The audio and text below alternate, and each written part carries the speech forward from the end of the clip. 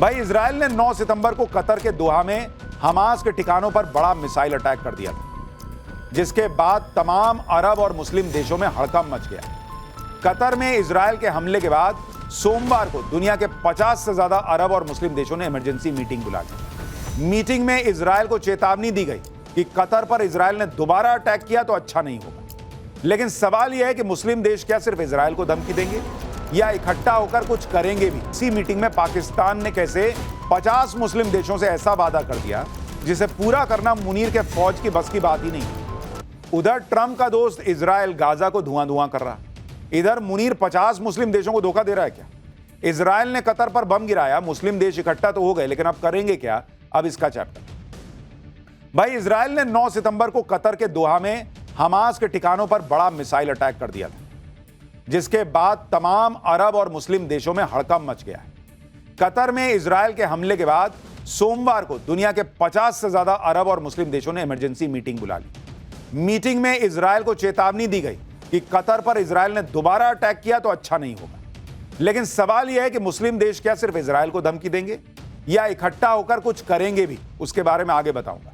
यह भी बताऊंगा आपको कि इसी मीटिंग में पाकिस्तान ने कैसे 50 मुस्लिम देशों से ऐसा वादा कर दिया जिसे पूरा करना मुनीर के फौज की बस की बात ही नहीं है। आपको यह भी दिखाऊंगा कि जब 50 मुस्लिम देश इजराइल के खिलाफ रणनीति बना रहे गए, तब इजराइल कैसे गाजा को धुआं धुआं कर रहा था। क्या असीम मुनीर ने मुस्लिम देशों को धोखा दे दिया है, यह भी बताऊंगा, लेकिन पहले एक झलक देखिए। इजराइल जिस तरह हमास का नामो निशान मिटा देने पर आमादा है, उसने मुस्लिम देशों की हवा खराब की। आप देखिए कि सोमवार को कतर की राजधानी दोहा में 50 मुस्लिम देशों के नेता एक इमरजेंसी बैठक के लिए इकट्ठा हुए। यह बैठक 22 अरब देशों के संगठन अरब लीग और 27 मुस्लिम देशों के संगठन OIC ने बुलवाई थी। इजराइल ने दोहा में अटैक की फुल जिम्मेदारी ली थी और कहा था कि हमास जहां दिखेगा वहीं मारेंगे, उसे निशाना बनाएंगे। इजराइल के तेवर देखकर ही 50 मुस्लिम देशों के नेता इकट्ठा हो गए कि भाई ये तो गजब कर रहा है भाई, और इजराइल को चेतावनी दी कि कतर पे दोबारा अटैक किए तो बर्दाश्त नहीं करेंगे हम लोग। मुस्लिम देशों की इस मीटिंग में इजराइल से खतरे को देखते हुए नेटो की तरह एक अरब नेटो बनाने पर भी विचार। रिपोर्ट्स के मुताबिक अरब नेटो का मुख्यालय मिस्र के काहिरा में हो सकता है। अरब देशों में मिस्र के पास ही सबसे बड़ी सेना है। मिस्र ने अरब नेटो के लिए 20,000 सैनिकों की पेशकश की है। अरब नेटो का कमांडर भी मिस्र का ही एक 4 सितारा जनरल होगा। सऊदी अरब को डिप्टी कमांड की भूमिका दी जा सकती है। अरब नेटो में आर्मी, एयरफोर्स, नेवी और कमांड यूनिट शामिल होंगे। 50 मुस्लिम देशों की इस बैठक में पाकिस्तान भी शामिल था, जो पूरी मीटिंग के दौरान सबसे ज्यादा उछल रहा था। पाकिस्तान के विदेश मंत्री इशाक डार ने इजराइल के खिलाफ मुस्लिम देशों को कई आइडियाज बेच भी दिए। इशाक डार ने प्रस्ताव रखा कि इजराइल की एक्टिविटीज पर नजर रखने के लिए एक इस्लामिक टास्क फोर्स बनना चाहिए। डार का दावा है कि यह पाकिस्तान का आइडिया है कि नेटो की तरह ज्वाइंट डिफेंस फोर्स अरब नेटो भी बनाना चाहिए। इशाक डार ने यह भी कहा कि गाजा में इजराइल के खिलाफ मुस्लिम देशों की सेनाओं को मिलकर एक्शन लेना चाहिए। डार तो यहां तक कह गया भाई कि इस्लामिक देशों की रक्षा के लिए परमाणु शक्ति वाला पाकिस्तान हमेशा तैयार है। यह खुद की रक्षा नहीं कर पा रहा है। भारत ने इसको इतना मारा कि खुद को नहीं बचा पाया। कह रहा है कि मैं इजराइल से भिड़ जाऊंगा भाई तुम लोगों के लिए। कह रहा है निगरानी करने के लिए एक यूनिट बना लेते हैं। अरे निगरानी क्या करनी है? वो मुनीर को बोलो ट्रंप से पूछ के बताए कि इजराइल कब मारने वाला है। इजराइल जब मारता है अमेरिका को बता के मारता कि देखो उसको मारने जा रहे हैं। इजराइल को अमेरिका का फुल सपोर्ट है मुनीर की हैसियत जो ट्रंप को बोले कि बॉस मैं आपसे दोस्ती नहीं कर सकता? है मुनीर की हैसियत कि बोले ट्रंप को कि मैं आपको जो है वो नोबेल पीस प्राइज के लिए नॉमिनेट नहीं कर सकता? आपके दोस्त इजराइल ने कैसे वहां बम गिरा दिया जी? पाकिस्तान मुस्लिम देशों को गोली देकर आया है कि वो इजराइल पर न्यूक्लियर अटैक कर सकता है, कर वो कुछ नहीं सकता। आप सुनिए इसको लेकर पाकिस्तान के एक्सपर्ट ही कैसे शहबाज सरकार की जमकर टांग खिंचाई कर रहे हैं। अब आप ये भी देखिए कि जिस वक्त मुस्लिम देश इजराइल को धमका रहे थे कि गाजा पर हमले बंद कर दे, उसी वक्त इजराइल ने गाजा पर जबरदस्त अटैक शुरू किया। इजराइल के प्रधानमंत्री बेंजामिन नेतन्याहू ने पिछले महीने अपनी सेना को गाजा शहर पर कब्जे का आदेश दिया था, जिस पर इजरायली सेना ने अमल करना शुरू कर दिया है। पिछले 24 घंटे से गाजा में इजराइल ने सैकड़ों मिसाइलें दाग दी हैं और अब गाजा पर इजराइल के जमीनी हमले भी शुरू हो चुके हैं, जिससे पूरा गाजा धुआं धुआं हो रखा है। गाजा में हालात ये हैं कि कब और कहां से इजराइल की मिसाइल बरस पड़े कोई नहीं जानता। आप वीडियो देखिए। मुस्लिम देशों की बैठक के बाद कल पूरी रात इजराइल ने गाजा में मिसाइलें दागी हैं बॉस, इजराइल को कोई फर्क नहीं पड़ा। आप एक और वीडियो देखिए, गाजा में तबाही के बीच खड़ी एक बिल्डिंग पर इजरायली मिसाइल आकर गिरती है, पूरी बिल्डिंग ढह गई भाई। दिखाइए जरा एक बार, एक वीडियो आपको और दिखाता हूं। इजराइल गाजा में कैसे कहर बरपा रहा है, कैसे गाजा में मिसाइलें गिर रही हैं और इमारतें ताश के पत्तों की तरह ढह जा रही हैं। उसकी एक और तस्वीर देखिए। तो यहां इजराइल रुकने का नाम नहीं ले रहा, वहां मुनीर जो है वो मुस्लिम देशों को ही बेवकूफ बना रहा है। पाकिस्तान का तो यह हाल है कि वो नरेंद्र मोदी के नाम से ही कांपा बैठा है। पाकिस्तान में अब बात हो रही है कि नरेंद्र मोदी ने भारत को इजराइल जैसा ताकतवर बना दिया है और उधर पाकिस्तान को गाजा जैसा बनाकर हालत खराब कर दी है। पाकिस्तान सोच रहा है कि उसे किसी तरह से नरेंद्र मोदी से छुटकारा मिल जाए। आज पाकिस्तान के क्रिकेटर शाहिद अफरीदी के बयान से जबरदस्त बवाल मचा हुआ है। इस बयान से पाकिस्तान के अंदर नरेंद्र मोदी का भयंकर डर साफ दिख रहा है। शाहिद अफरीदी जैसे लोग मोदी के खौफ में जी रहे हैं, राहुल गांधी के लिए तालियां बजा रहे हैं। नरेंद्र मोदी के लिए शाहिद अफरीदी ने कहा कि मोदी सरकार हिंदू मुसलमान का कार्ड खेलती है। शाहिद अफरीदी ने कहा कि इस इलाके में भारत अगला इजराइल बनने की कोशिश कर रहा है। शाहिद अफरीदी ने राहुल गांधी के लिए कहा कि वो बहुत सकारात्मक सोच वाले नेता हैं, वो बातचीत के जरिए दुनिया के साथ चलना चाहता है। यानी राहुल गांधी की भर भर के तारीफ कर रहा है शाहिद अफरीदी, वो आदमी जो खुद कट्टरपंथी है भाई, जो ऑपरेशन सिंदूर के बाद पाकिस्तान के जीत का नाटक कर रहा था, ढोंग कर रहा था सड़क पर निकलकर, जबकि दुनिया जानती थी कि वो पिटा है पाकिस्तान। वो आदमी राहुल गांधी की तारीफ करता है और नरेंद्र मोदी से खौफ खाए बैठा है कि भाई इंडिया तो वही पाकिस्तान का हाल कर रहा है जो इजराइल गाजा का कर रहा है। शाहिद अफरीदी के बयान का कुल निचोड़ यही है कि उसे नरेंद्र मोदी में पाकिस्तान का काल दिखता है और राहुल गांधी में एक पॉजिटिव नेता। नरेंद्र मोदी का भयंकर खौफ पाकिस्तान को इसलिए भी दिखता है क्योंकि ऑपरेशन सिंदूर को 4 महीने हो गए और अब तक पाकिस्तान उस मार को भूला नहीं। पाकिस्तान के आतंकी संगठन जैश ए मोहम्मद के कमांडर का नया कबूलनामा आ गया है। जैश के कमांडर ने वीडियो पे खुलासा किया है कि ऑपरेशन सिंदूर में मसूद अजहर के खून के आंसू निकल गए थे, उसके परिवार के चीथड़े उड़ गए थे। नरेंद्र मोदी पाकिस्तान के चीथड़े उड़ा रहे हैं। उनके एक और जन्मदिन के पहले लेकिन पाकिस्तान ने एक गिफ्ट भी दिया, उसके बारे में भी बताऊंगा। पाकिस्तान हालांकि मोदी को गाली ही देता है, कोसता है और राहुल गांधी के लिए ताली बजा रहा है। उसको लगता है कैसे मोदी बस हट जाए कुर्सी से, और ऐसा ही इंडी गठबंधन भारत में चाहता है कि नरेंद्र मोदी कब कुर्सी छोड़े। अब देखिए, नरेंद्र मोदी को ये लोग चुनाव में तो हरा नहीं पा रहे, लेकिन नरेंद्र मोदी के बर्थडे से पहले इंडी गठबंधन के नेता किस तरह की बातें कर रहे हैं। कोई कह रहा है कि नरेंद्र मोदी कल 75 साल के हो जाएंगे तो उम्मीद है वो इस्तीफा दे देंगे। कोई कह रहा है कि मोदी 75 साल के हो गए, अब तो जाना ही पड़ेगा। कोई कह रहा है कि मोदी के जन्मदिन को वो ब्लैक डे मानते हैं। नरेंद्र मोदी के लिए इंडी गठबंधन में कौन क्या कह रहा है? क्या मोदी कल इस्तीफा दे देंगे क्या, जो इंडी गठबंधन अरमान सजाए बैठा है? पाकिस्तान कैसे मोदी की मार से बचने के लिए तड़प रहा है, राहुल गांधी का नाम जप रहा है, ये सब आपको बताऊंगा, लेकिन पहले एक झलक देखिए।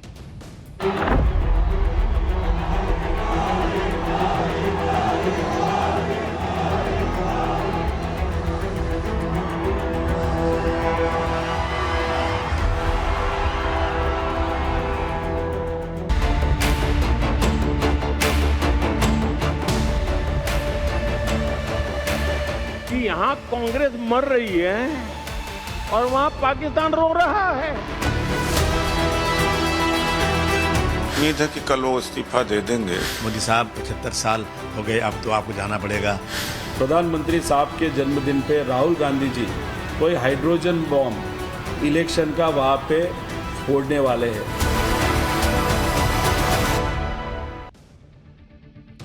नरेंद्र मोदी के बर्थडे से ठीक पहले पाकिस्तान खून के आंसू रो रहा है। शाहिद अफरीदी जैसे पाकिस्तान के पूर्व क्रिकेटर, जो जहर से भरा हुआ व्यक्ति है शाहिद अफरीदी, वो नरेंद्र मोदी के खिलाफ जहर उगल रहा है और राहुल गांधी को हीरो बता रहा है।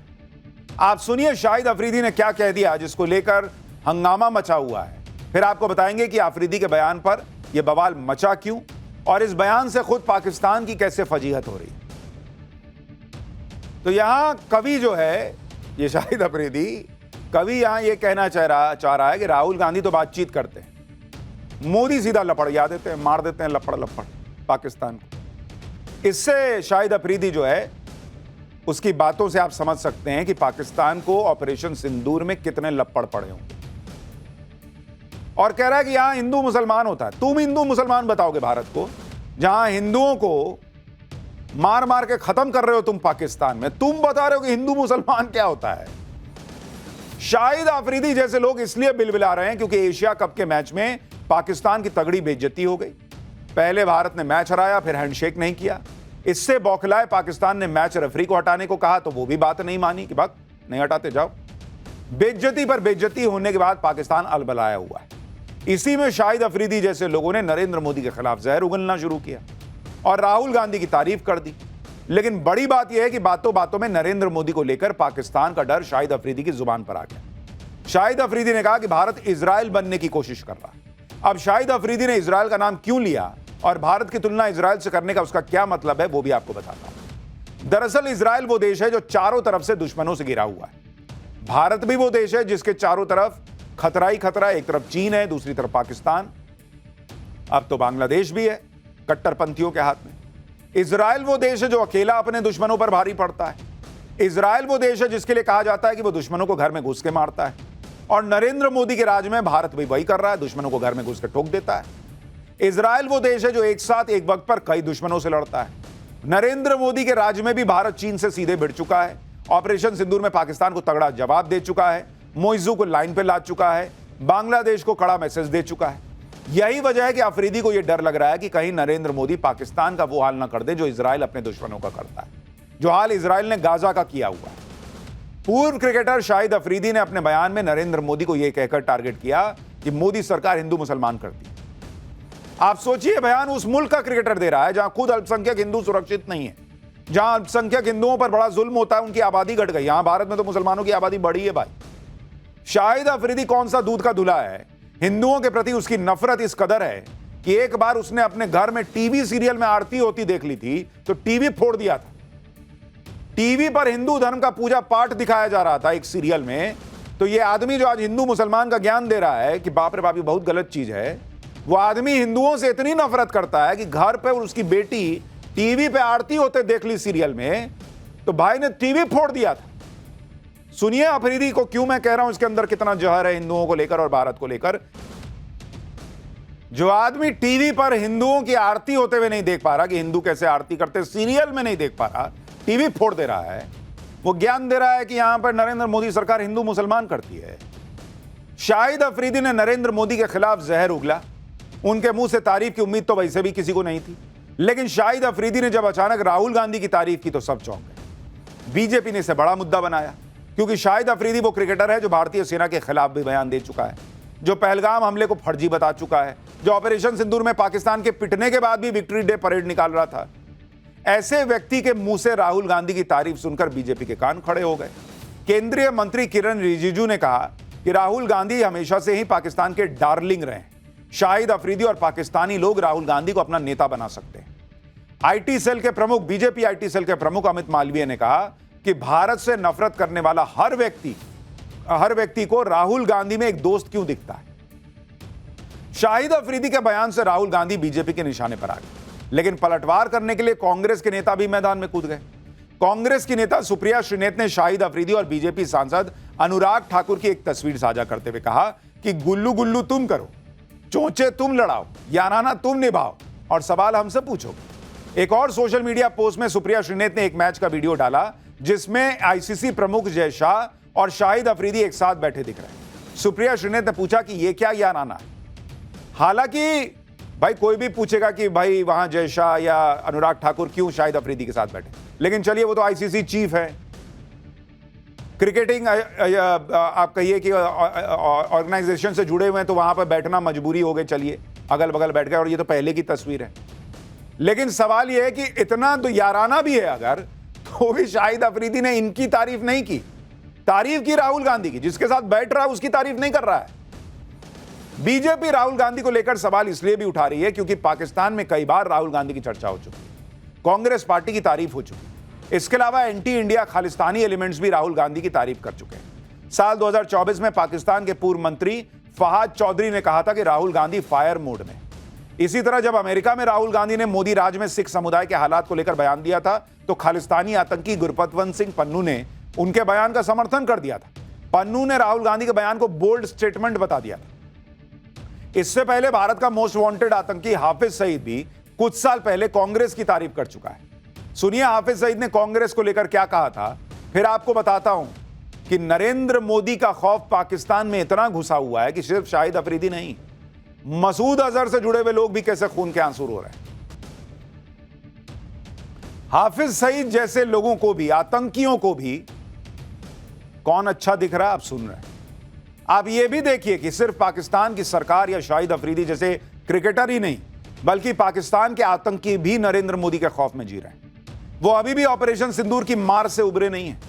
ऑपरेशन सिंदूर के 4 महीने बाद जैश ए मोहम्मद के टॉप कमांडर मसूद इलियास कश्मीरी ने यह कबूल किया है कि 7 मई को भारत के हमले में आतंकी मसूद अजहर के परिवार के टुकड़े टुकड़े हो गए थे। पहली बार कैमरे पर जैश के टॉप कमांडर का यह कबूलनामा सुनिए। जैश का कमांडर बता रहा है कि मसूद अजहर का परिवार टुकड़े टुकड़े हो गया। आप देखिए कि पाकिस्तान में नरेंद्र मोदी ने आतंकियों का क्या हाल करके छोड़ा। जैश के आतंकी इतने डरे हुए हैं कि मंच पर 3-4 बंदूकधारी उसको घेर के खड़े हैं। ये देखिए भाई, आतंकी अपने देश में सिक्योरिटी लेके घूम रहा है। ऐसा लग रहा है जैसे पाकिस्तान में आतंकियों को अपनी जान का डर सता रहा है। ऐसा लग रहा है कि पाकिस्तानी सेना की सिक्योरिटी भी इन आतंकियों को कम लग रही है। शायद इसको लग रहा होगा कि कहीं कोई अज्ञात हमलावर ना आके गोली मार के चला जाए। बॉडीगार्ड हायर करके घूम रहा है भाई जैश का कमांडर। पाकिस्तान के आतंकी हों या पाकिस्तान के क्रिकेटर हों या पाकिस्तान के नेता हों, सब भारत के नरेंद्र मोदी के खौफ में जी रहे हैं। नरेंद्र मोदी का ऐसा डर इसलिए है कि जब मोदी पाकिस्तान को फोड़ते हैं तो अमेरिका भी नहीं बचा पाता। और यह बात राहुल गांधी को सुननी चाहिए। खुद पाकिस्तान यह बात कबूल कर रहा है कि नरेंद्र मोदी किसी के प्रेशर में नहीं आते।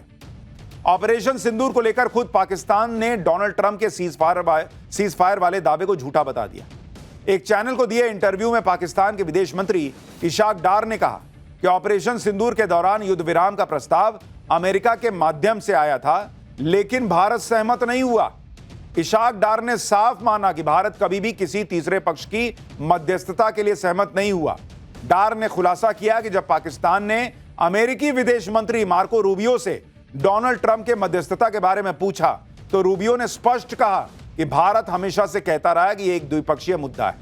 पाकिस्तान के विदेश मंत्री ने कहा कि पाकिस्तान को तीसरे पक्ष की मध्यस्थता से कोई दिक्कत नहीं है, लेकिन भारत हमेशा से कहता रहा है कि यह द्विपक्षीय मामला है।